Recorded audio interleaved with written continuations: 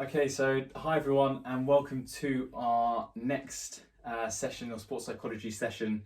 And today we're delving a little deeper into some of the resources that we might want to try and use in order to cope with pressure. And the main one we're going to be looking at today is this thing called visualization. Now, visualization is something you might have come across before. It's actually something that we might do a lot on a day-to-day basis, where ultimately you're looking at things before they've even happened. You're planning for that, what if planning is another name for it, and you're trying to picture yourselves. And we probably do it on a day-to-day basis anyway. When we go to bed one evening, we might try and plan through what we're going to be doing the next day. Visualization is something that, as humans, we tend to be pretty good at, and we're quite good at picturing things before they've happened and thinking about things in that way. But this session is designed to try and create a little bit of structure around that, and really try and use it as something that we can hold on to and use it as a real key resource to help cope with that level of pressure that you might be feeling as well.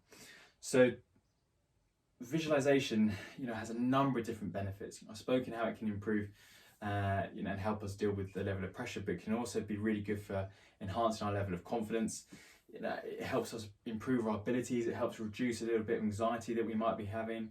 It can even help boost your level of motivation by picturing things that are going to happen in the future, and trying to aim for that and trying to achieve that. That can really help with your level of motivation if you need it as well. So there's a few ways that we can go around looking at visualization and other different techniques, but I think for me a real easy one to try and get my head around and try and remember, and I think one that you guys will respond well to hopefully, is this idea of PETTLEP. Now, PETTLEP is one form of visualization and one way that we can do it that I'm going to talk about today. But we might again touch upon different things later down the line as well. But for today we're going to use PETTLEP as our way of trying to gain a grasp of what visualization is and some of the steps we can use to try and really get the most out of it. So we'll go through each of the stages. And maybe if you're sitting there watching, if you're staying watching it, maybe just have a go at doing this, while we're talking through it as well. It's always quite a good way to gain a grasp of how good you are at these type of things as well. So we'll start with the P. So the P stands for physical. So physical in terms of trying to imagine what things feel like in that environment. So you can have yourself even dressed in your kit, in front of the mirror before a game. You could imagine the feel of the boots on your feet, imagine the feel of the grass beneath your feet as well, the mud that might be getting in between, those type of things, the physical touches that you might be having that are associated with a game situation, the feel of the ball, striking against your foot, making a perfect connection, making a really good connection. They're the physical things that I want you to try and focus on, okay?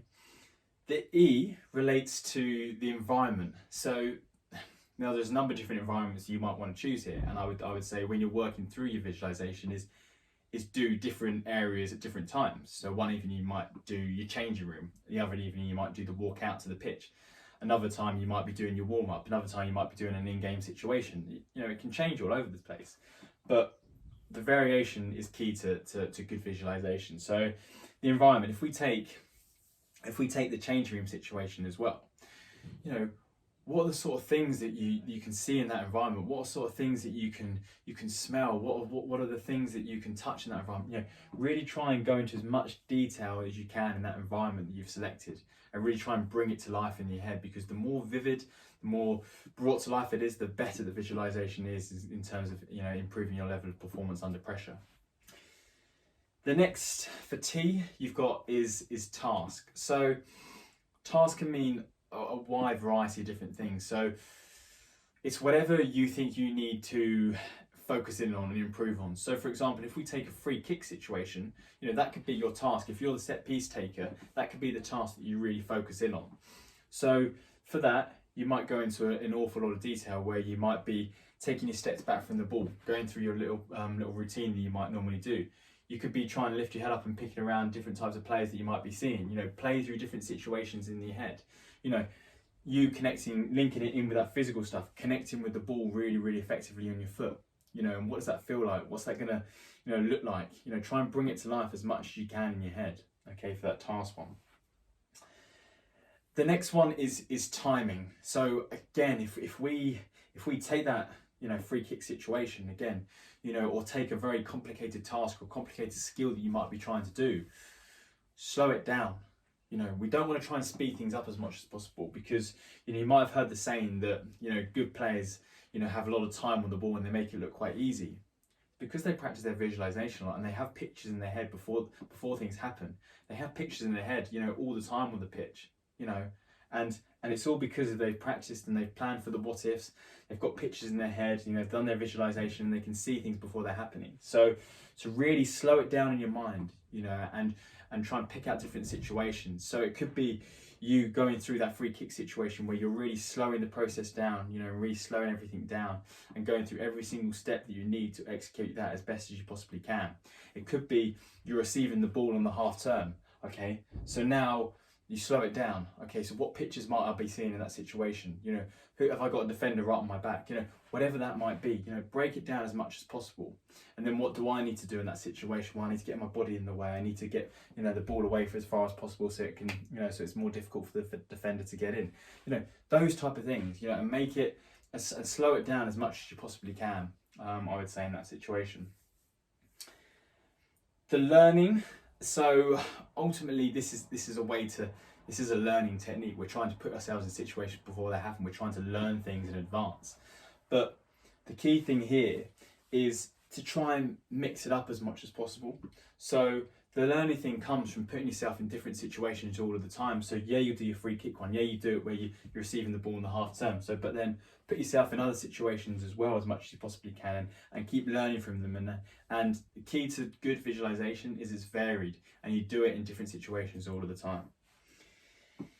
Your E is then your emotion. So I think sometimes as humans in general, you can be a bit negative about ourselves, and we can think the worst about, you know, our level of performance before the good things. Now, I would say for visualization to be effective, we want to try and make it as positive as we possibly can. So in your heads, you know, whenever you're doing your visualization, think about the positive outcomes, think about the positive processes that you're going through.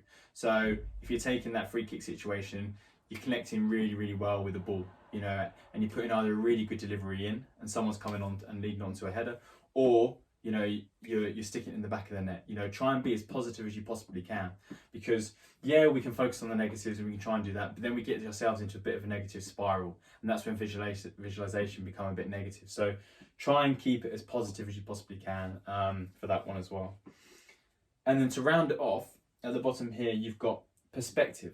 So for perspective, I would always say, you know, do it from your own point of view first. So picture yourself collecting the ball on the half turn, but then also take into account and step into another person's shoes. So for example, you might then step into your coach's shoes. You might step into your parents, your mum, your dad, your spectators, you know, whoever it might be. You know, step into another person's shoes and what they might be seeing in that different situation as well.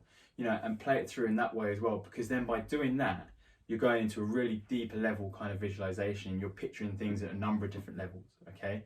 And I've mentioned this at the start, and we talk in a previous video, and we talk about this level of self-awareness that we try and really promote in sports psychology, and this perspective taking and stepping outside of our own opinion, stepping outside of our own shoes is really key to this perspective, you know, really key to this self-awareness. And if it's something that we're really going to drive and really try and push, we need to be good at trying to take on different perspectives as much as we possibly can. And visualization is a really good tool and a really good opportunity to try and practice that as much as you possibly can. So there are the different stages of PETTLEP, broken down a little bit. Again, you know, as with anything, it will take time to learn and time to embed. I'm not expecting you to go away and think, yeah, PETTLEP, this, and this straight away. You know, it'll take time, but as with anything, the more you use your muscles, the more you develop them, the stronger they get. And the same with the brain. The more you go away and you work on this, the stronger and the better it will become. In terms of timings of when to do this, now there's no research that said, oh, this is the exact time when you should go away and do this. You know, there's no right or wrong answer here, but for me, it's if we're using it consistently is what matters. So, you know, if you want to do it the night before your game, night before a big game, night before a training session, absolutely perfect, because, you know, you might have a bit of quiet around you, you have your thoughts to yourself, great time to do it. Another time might be that when you're just before you know, when you turn up and you're doing your warm-ups at a game, you know, you might see a number of different domains. But if you take a footballing situation, players go around and they might have their headphones on and they might be playing through different situations that they might be doing there. It's a form of visualization. You know, if you go to and look at a swimming situation, again, they might have their headphones on and they're just focused down the track, and it might just look like they're just staring, you know, blank in a certain situation, but actually they're practicing that race in their head before it's even happened, and what they're going to do, the motions they're going to go through, what they're going to do on the turn as they're coming back. They're doing that what if, you know, putting themselves in this situation before it's even happened. So again, you can go across a number of different sports and see visualization being used, but wherever you want to use it, you know, is all I'll say in that. And you know, and also talking about it to other people is also a really good idea. So talking about it with, you know, on the way back from a game, talking about it with your coach and promoting the visualization as much as you possibly can, and being open and talking about it is something that I really encourage as well. Because as I said, you know, the more you get used to this, the more you do it, the more it will just become part of your natural pre-game routine, or, you know, just before you go to bed, it will just become a normal part of what you're trying to do. So again, this is just one of the, you know, I spoke about the toolbox, you know, this is just one of the tools that we're looking to try and explore in order to help us perform under pressure. And then obviously we're going to go on to explore a couple of other different resources that we might want to try and use, but certainly trying to get your head around visualization and the impact that it can have is a really good foundation, a really good starting point to help deal with this level of pressure. So I hope that's been okay today. Again, if you've got any questions on this, you know, please do get in touch with me. And then I look forward to seeing you again in the next video. So take care.